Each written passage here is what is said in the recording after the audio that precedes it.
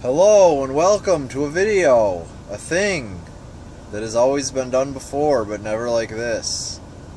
I just made this video and the way I was sitting, my face was shrouded in darkness the entire time, as was pretty much everything else, so I'm doing it again. Be quiet, we do not care. Inner trip idle violation. It's 90 degrees outside. I have the AC on. I need it. Swift doesn't have APUs, so this is the deal. That's how it works. This video is going to be pretty much non-complainatory in its entirety, other than maybe like a couple points that I'm going to make about a thing. But other than that, it's all good. So, here we go. We're going to start out yesterday, actually. I got to a pilot that was really close to my delivery location, and there were tons of spots, and it was a really tight lot. So because there were tons of spots, I was just able to pull up into the spots across from the one I wanted, back in, no problem, done. People who came later in the day, yes, I understand. Now you've done it, now it's over. The Qualcomm yells at you when you idle for too long. You get one at 4 minutes, one at 5 minutes, and then it's quiet after that. So I won't hear that thing again. Okay, so the lot was really tight. You can go, if you look up the Franklin, Ohio pilot on Google, that's what all the reviews are about pretty much, is like how the spots are really tight and no one can get out of them or into them. In fact, my truck got hit by somebody that night, but I don't know how they did it, but somehow they hit my truck hard enough to like rock it, so that I ended up getting out of the truck to see what was going on, but not hard enough to actually damage it. I'm thinking because they also had a Freightliner with also a gray plastic bumper, maybe the bumpers touched. But I looked over that thing thoroughly and there was no damage to it, so that also wasn't bad. But then when I left in the morning, 3 spots open on one side, 1 spot open on the other side. No problem getting out whatsoever. So I get to my delivery this morning at Blue Buffalo Dog Food and gave them the dog food. It only took them half an hour to unload, and I was out of there. Went to Postal Service in Cincinnati. It was raining, not a big deal. Kind of got lost because the place I thought was the entrance was the exit, so I had to turn around in this weird place, like do some strange maneuver where I pulled into some docks and then turned around back onto the road and came out. So I had to get out and check a couple times to make sure I wasn't going to hit the cars that were parked on the road, because that would have been really bad, obviously. But I didn't hit anything, so that's good. Found the place I was supposed to go, got in there. Went the wrong way in the place too, but then I found where I was supposed to walk to, and then just went and parked my truck 3 spots away from the trailer I was picking up, so that worked out really good. Got out of there, and then on the way out of there, on I-74 heading into Indianapolis, I'm driving. There's an overpass. A normal old overpass, but there's something going across that overpass. It's a wagon. Like a wagon that you would see, at least in size and shape, similar to the ones you'd see at, say, like an apple orchard or something, you know, that you take on a hayride. One about that size. But it's being pulled by horses. And there are very numerous Amish people in this wagon. Probably like 10, 12 of them, all doing this. Every single one of them, except probably the driver, because I mean, he's got to like hold the reins for the horses and whatnot. So I'm looking around. There's no cars near me that are going to get terrified.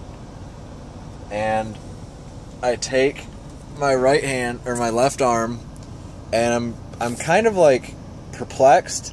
I don't even remember where the air horn is. Like, my brain is just so shocked.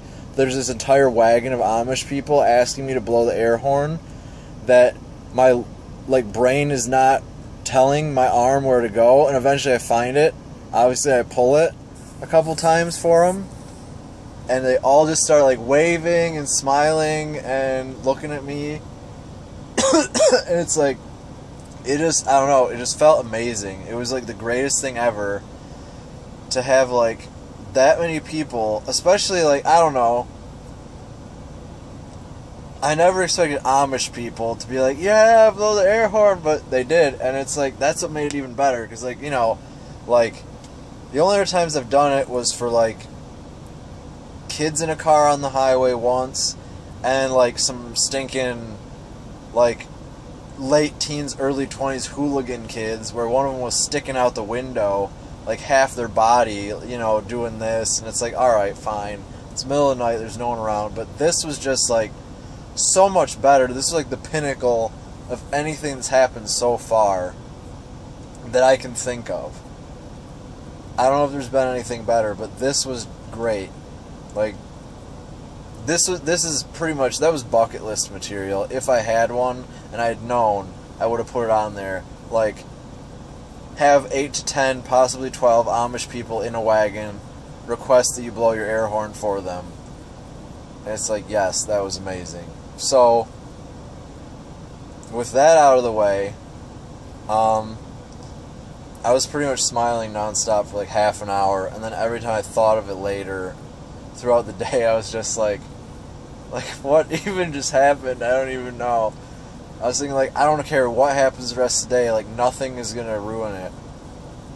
So I eventually get to the postal service in Romeoville, go to deliver there. The guy tells me where to go.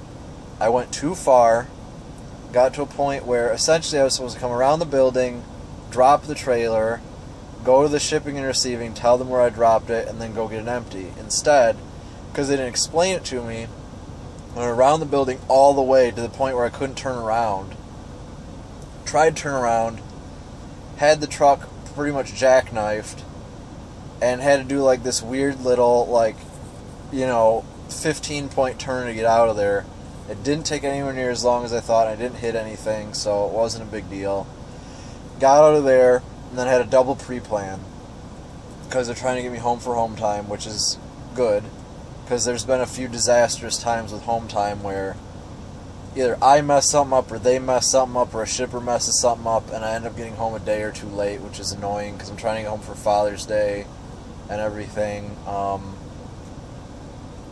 you know, so I can, like, so we can take my dad out to dinner or lunch or whatever, some kind of thing like that. Now that I have, like, money and can actually afford to do something like that, instead of, you know, working in Meijer making, like, trash can money. But anyway, point is, the first one was to go back down to Gary, Indiana, pick up a T-called load from the terminal. So someone else drove it from somewhere to the terminal, dropped it off. I picked it up, and I had to take it to this place in Chicago. It's technically like East Chicago. It's like right across the border, barely into Illinois. It's almost still in Indiana. But I got here, figured out where I needed to go. They started unloading me, and then I realized that my drive clock was almost out. I'm like, great. I took a break at the Gary terminal to refresh my drive clock enough that I could make it here. What I hadn't realized was that I was in Central Time and I started in Eastern. So even though it was only 7 o'clock here, it was already 8 o'clock Eastern, and I started at 7, so I only had an hour. By the time they got me unloaded, I had less than 20 minutes, and I couldn't drive anywhere, so I just parked on the street. And I was like, man, someone's going to come up, tell me I can't park here, da-da-da. And the security guy did come by, and I told him what was going on, and he said, oh, you can't park here, you're going to have to violate the DOT and get in a bunch of trouble, and too bad for you. He's like, alright, well, you go down the street, and then turn left at the end, there's a empty trailer lot, you can go park in there. And this whole street is pretty much a, like, just shippers and receivers. It's all a bunch of places the trucks go to. So I just went down the street like 5 miles an hour, headlights on, flashers on, going super slow, just creep down the street into this lot, parked, and now I'm here, and it's good. So I don't have to worry about being on the side of the road, which made it harder for me to sleep. And I'm actually in a parking lot that I'm allowed to be in. There's a few other trucks here. And then tomorrow I'm picking up like an hour from here, in like Elk Grove Village or something, and then I've only got to drive that like 300 miles back into Michigan, and then I'm pretty much done, because I pick it up tomorrow, but I don't have to deliver it till the Friday.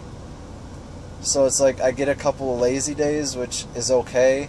The one thing that's gonna stink is my last paycheck was only like $100, because that week had like no trip scans in it, and it had all of my home time. Then my next paycheck was good. And then this next one I'm gonna get, I think, is gonna be decent. But then the one, sorry, the one for this week that's going on, that just ended because Wednesday at midnight is a cutoff. I have 3 trips where the trip scans aren't scanned. I'm obviously not at a truck stop, so I can't scan them. And if my phone was not an ancient piece of garbage, I could use the Swift app and scan them in with my phone, but my phone crashes every time I try to use it, and I am going to try to get my phone replaced while I'm home. I'm going to see about that. I don't know yet. So, there was a video full of positive things, pretty much nothing negative, and it's currently 2.5 minutes shorter than the first version of this video, and my face should actually be lit, so it doesn't look like a Dark Demon Dungeon video. So I don't know if there will be another one. The next video is probably going to be another home time video, or maybe there won't be one of those. I don't know what I'm going to get done while I'm home. I bought a car a while ago. I don't know if I ever talked about that in a video, but either the cam sensor is dead or the time belt jumped. So I got to get that towed from the terminal back to my house, see what's wrong with it, and if I can't fix it, I got to take it somewhere to get fixed. Because I need it so I can drive up north at the beginning of August for vacation, because my only other option is my truck.